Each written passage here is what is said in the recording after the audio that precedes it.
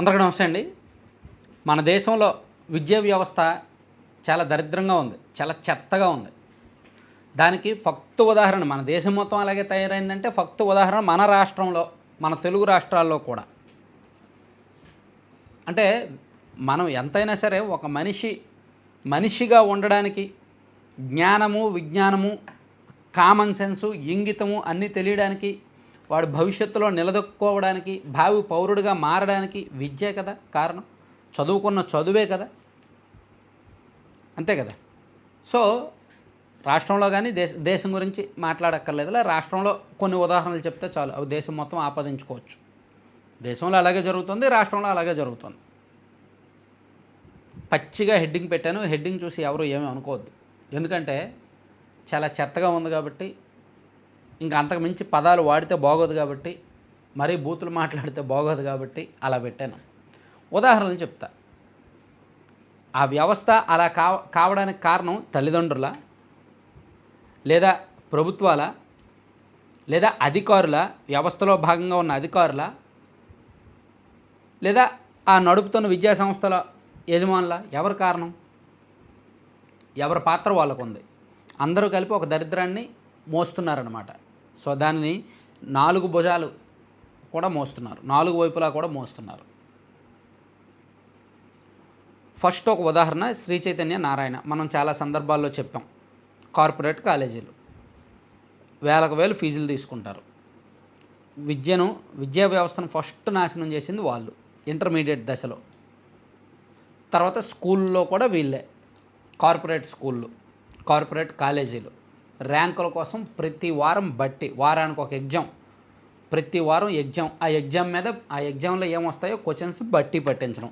గత 20 ఏళ్లలో ఎంసెట్లో ఏ క్వశ్చన్లు వచ్చాయి, ఎలా ఇచ్చారు అనే దాని మీద బట్టి పట్టించి అవే రాయించడం, అవే మైండ్లోకి ఎక్కించడం. సో దానిలో బాగా పరిణితిగా ఉన్నాడు, బాగా మార్కులు వస్తున్నాయి అనుకునేవాడికి స్పెషల్ కోచింగ్ ఇవ్వడం, ఇవి జరుగుతున్నాయి. అంతమించి ఇంకేమీ లేదు. దీనికోసం భారీగా ఫీజులు వసూలు చేస్తారు. వాళ్ళని 10:30-11 వరకు పడుకోనివ్వరు, పొద్దున్నే నిద్ర లేపేస్తారు. వీళ్ళ ర్యాంకుల కోసం, వీళ్ళ అడ్వర్టైజ్మెంట్ల కోసం వాళ్ళ జీవితాలతో ఆడుకుంటారు. తల్లిదండ్రులు కూడా ఆ పోజు కోసమో, మోజు కోసమో, గొప్పల కోసమో, బిల్డప్ల కోసమో నారాయణ శ్రీ చైతన్యలో జాయిన్ చేస్తారు. వేరే కాలేజీలు లేవన్నట్టు. ఇది ఒక తతంగం. ఇది గతంలో మనం చెప్పుకున్నది, కొత్త పాయింట్ కాదు. FIIT JEE ఇది బహుశా దేశంలోనే ఒక పెద్ద కార్పొరేట్ సంస్థ. ఈ మధ్య దివాలా తీసింది. ఈ మధ్య ఒక 10 రోజుల కిందటే దివాలా తీసింది. దానికి సంబంధించిన వార్తలు మీరు చదివే ఉంటారు. విద్యార్థుల నుంచి ఫీజులు వసూలు చేశారు.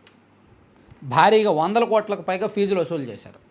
ఆ ఫీజులు మొత్తాన్ని, ఆ డబ్బులు తీసుకెళ్ళి వేరే చోట ఇన్వెస్ట్ చేశారు, వేరే బిజినెస్లో ఇన్వెస్ట్ చేశారు. దానిలో లాస్ అయ్యారు. ఆ డబ్బులు తిరిగి రాలా, రొటేషన్ కుదరలా. దాంతో 4 నెలల నుంచి ఆ అధ్యాపకులకు జీతాలు ఇవ్వలేకపోయారు. దాంతో వాళ్ళందరూ కూడా మానేశారు. విద్యార్థులు గొడవ చేయడం మొదలుపెట్టారు. దాంతో చాలా వరకు మూసుకుపోయాయి, చాలా విద్యాసంస్థలు మూసుకుపోయాయి. సింపుల్గా FIITలో జరిగింది అది. విద్యార్థుల నుంచి వసూలు చేసిన ఫీజులన్నీ తీసుకువెళ్ళి వేరే చోట పెట్టుబడిగా పెడితే దానిలో లాస్ వచ్చేసరికి ఇది రివర్స్ అయిపోయిందనమాట. డబ్బులు రుచి మరిగారు. ఏం చేస్తారు? అది జరిగింది. సో FIITలో కూడా ఏముండదు. అది కూడా సేమ్ నారాయణ శ్రీ చైతన్యకు బాబు లాంటిది. అది వాళ్ళు చేసేది అదే.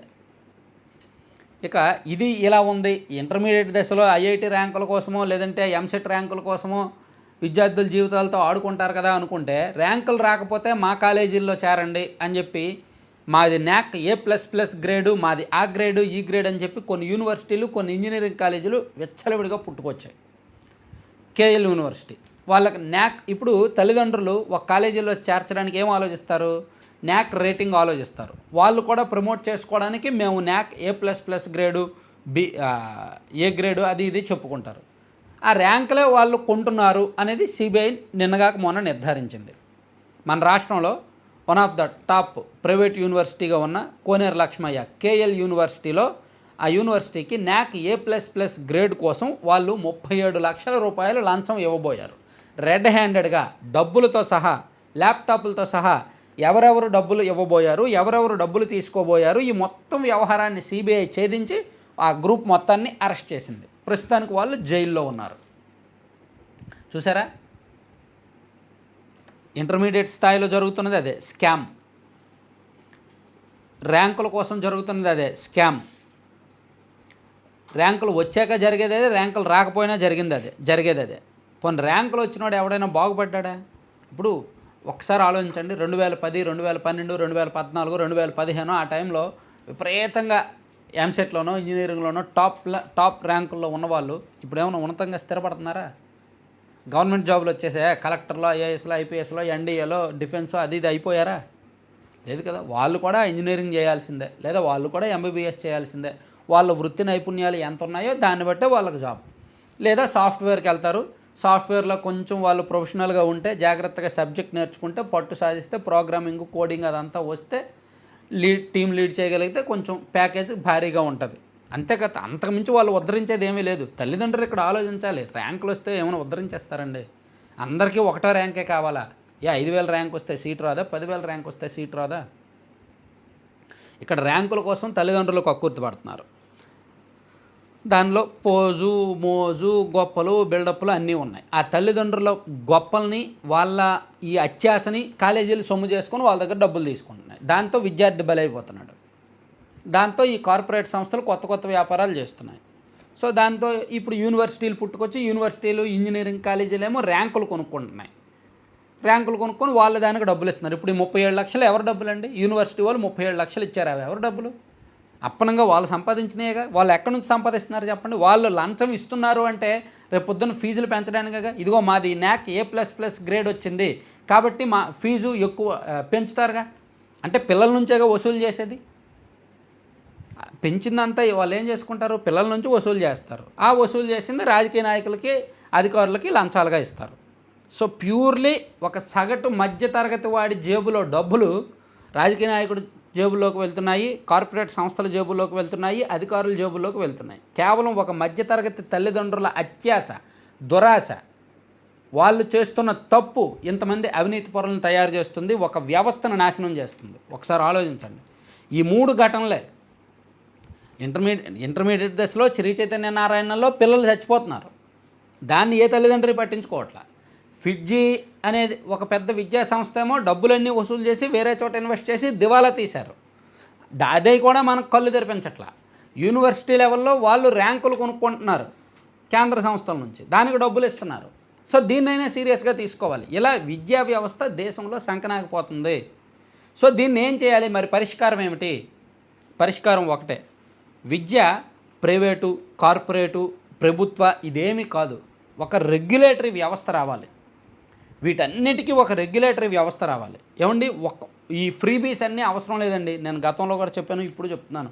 విద్య కంప్లీట్ ఫ్రీ ఇచ్చేయండి. క్యాస్ట్కి సంబంధం లేదు, ఆదాయానికి సంబంధం లేదు, వాళ్ళ దేనికి సంబంధం లేకుండా వాడి స్కూల్లో జాయిన్ అయినప్పటి నుంచి వాడు ఎంత ఓపిక ఉందో అంతవరకు చదువుకొని, ఒక విదేశాలకు వెళ్ళడానికి చదువుకోవడానికి తప్ప మిగిలినంత దేశంలో ఏ యూనివర్సిటీలో అయినా, ఏ కాలేజీలో అయినా చదివించండి, ప్రభుత్వాలు చదివించండి. సో అంటే కంప్లీట్ ఫ్రీ ఎడ్యుకేషన్ ఇచ్చేస్తే ఆ క్యాస్ట్ ఈ క్యాస్ట్ తేడా లేకుండా, విద్యా సంస్థలు కూడా ప్రభుత్వ, ప్రైవేటు అనేది సంబంధం లేకుండా మొత్తం ఒక రెగ్యులేటరీ వ్యవస్థలోకి వస్తే, వాళ్ళు తీసుకుంటున్న ఫీజులు, వాళ్ళు వసూలు చేస్తున్నది అంతా కూడా ప్రభుత్వమే కడుతుంది కాబట్టి, ప్రభుత్వమే చెల్లిస్తుంది కాబట్టి, వాటి మెయింటెనెన్స్ ప్రభుత్వమే అవసరమైతే చూసుకుంటే ఇంక ఈ బాధ ఉండదు, ఈ స్కాములు ఉండవు. ఈ విద్యార్థులేమో ఈ ఫీజు రియంబర్స్మెంట్ కావాలని వాళ్ళు అంటారు, అమ్మఒడి కావాలని వాళ్ళు అంటారు, ఈ ఇవ్వలేక ప్రభుత్వం దగ్గర డబ్బులు లేక ఇస్తామని వాళ్ళు అంటారు. వాళ్ళేమో రాజకీయ గొడవ. ఎందుకు ఇన్ని రాజకీయాలు, ఎందుకు ఇంత అవినీతి? ఒకవైపు రాజకీయంగా గందరగోళ పరిస్థితి, ఒకవైపు అనిశ్చితి, మరోవైపు అవినీతి, అన్నీ జరుగుతున్నాయి. సో విద్యా వ్యవస్థలో ఇన్ని లోపాలు ఉన్నాయి. సో దీన్ని ఒక రెగ్యులేటరీ వ్యవస్థలోకి తీసుకొస్తే మొత్తం అన్నిటి మీద కంట్రోల్ ప్రభుత్వం దగ్గరే ఉంటే, వాళ్ళు ఎంత ఫీజు తీసుకుంటున్నారు, ఏ విద్యార్థికి ఎంత ఖర్చు అవుతుంది, అదంతా ప్రభుత్వం ద్వారానే ఫీజులు చెల్లిస్తే బాగానే ఉంటుంది. సో మనం ఫ్రీ ఎడ్యుకేషన్ ఇచ్చి చదువుకున్న ప్రతి ఒక్కరికి కూడా వాళ్ళ నైపుణ్యానికి తగ్గట్టు, వాళ్ళ ఐడియాలజీకి తగ్గట్టు జాబులు ఇస్తే, ప్రతి విద్యా సంస్థకి, ఉన్నత విద్యా సంస్థని కూడా పరిశ్రమలకు కనెక్ట్ చేయాలి. ఆయా రంగాల్లో ఇప్పుడు ఆటోమొబైల్ ఉండొచ్చు, మ్యానుఫ్యాక్చరింగ్ ఉండొచ్చు, ఫార్మా ఉండొచ్చు, ఐటీ ఉండొచ్చు. ఏ సెక్టార్కి సంబంధించి ఆ సెక్టార్ ఇంట్రెస్ట్ ఉన్న వాళ్ళని ఆ విద్యా సంస్థలకు కనెక్ట్ చేసి నేరుగా విద్యా సంస్థల నుంచే జాబ్ వచ్చేలా ప్రభుత్వాలు ప్రోత్సహించవచ్చు. సో అలా చదువు ఫ్రీగా ఉంటుంది, చదువుకున్న వాడికి ఉద్యోగం వస్తుంది. ఒకవేళ ఉద్యోగం రానివాడు ప్రైవేట్గా ఇంకేమైనా ఇండస్ట్రీ పెడతాను అంటే దానికి సంబంధించి రాయితీలో సబ్సిడీ ప్రభుత్వం ఏదో ఒకటి ఇవ్వచ్చు, వాడి నైపుణ్యానికి ఇవ్వచ్చు, దానికి ఖర్చు పెట్టవచ్చు. సో అలా స్థిరపడిన వాడికి సంక్షేమ పథకం అక్కర్లా. అరే నీకు ఫ్రీగా చదువుకున్నావు, ప్రభుత్వం చదివించింది అంటే ఇవన్నీ ఇవి జరగవు, కాకపోతే చెప్తున్నాను అంతే. ఇన్ని సమస్యలు చెప్పిన సొల్యూషన్ చెప్పకపోతే ఎలా? ఒక ఐడియా చెప్తున్నాను. ఇవి జరగవు, ఇవి ఎప్పటికీ జరగవు. విదేశాల్లో జరుగుతాయేమో తప్ప మన భారతీయ రాజకీయాల్లో, మన భారతీయ వ్యవస్థల్లో నేను చెప్పేవి ఇవి అయితే జరగవు. కాస్త చెప్పుకోవడానికి బాగుంటాయి అంతే. కానీ జరిగితే మాత్రం అద్భుతమే. మనం మరో జపాన్ లాగానో మరో చైనా లాగానో తయారవుతాం. చూడండి, జపాను ఎంత నష్టపోయినా, ఎన్ని భూకంపాలు వచ్చినా, ఎన్ని ప్రకృతి విలయాలు వచ్చినా మళ్ళీ 5 సంవత్సరాల్లో వాళ్ళు మళ్ళీ కోలుకుంటారు. ప్రపంచ టెక్నాలజీని శాసిస్తారు. 5 సంవత్సరాల నుంచి 2 ఏళ్ల నుంచో 3 ఏళ్ల నుంచో ఏఐ ప్రపంచాన్ని శాసిస్తుంటే సైలెంట్గా చైనా డీప్ సీక్ని అభివృద్ధి చేసింది. ఆ ఏఐకి బాబు లాంటి దాన్ని తీసుకొచ్చింది. దానికంటే తక్కువ ఖర్చు, దానికంటే వేగమైన రియాక్షను. ఇలా అగ్రదేశాలన్నీ ఇటువంటి దానిలో పోటీ పడుతుంటే మనం దేనిలో పోటీ పడుతున్నామండి? సో అంటే చెప్పుకునే కొద్దీ ఇంకా చాలా చెప్పొచ్చు. ఇదంతా సొల్లు ఉపోద్ఘాతంలాగా ఉంటుంది. నాకు కూడా చెప్పాలని లేదు కానీ, సో మనం 3 ఇవ్వాలి సంక్షేమ పథకాలు. ఫ్రీ ఎడ్యుకేషన్ ఇచ్చి, చదువుకున్న వాడికి ఉద్యోగాలు ఇచ్చి, ఉద్యోగాలు ఉపాధి అవకాశాలు కల్పించి, ఈ వైద్యం ఫ్రీగా ఇస్తే చాలు. అప్పుడు అవినీతి ఉండదు, ఈ కార్పొరేట్ శక్తులు ఉండవు, కార్పొరేట్ల ద్వారా 100 కోట్లు కలెక్ట్ చేసి రాజకీయాల్లో పెట్టుబడులు ఉండవు, అసలు ఈ దరిద్రమే ఉండదన్నమాట. Thank you.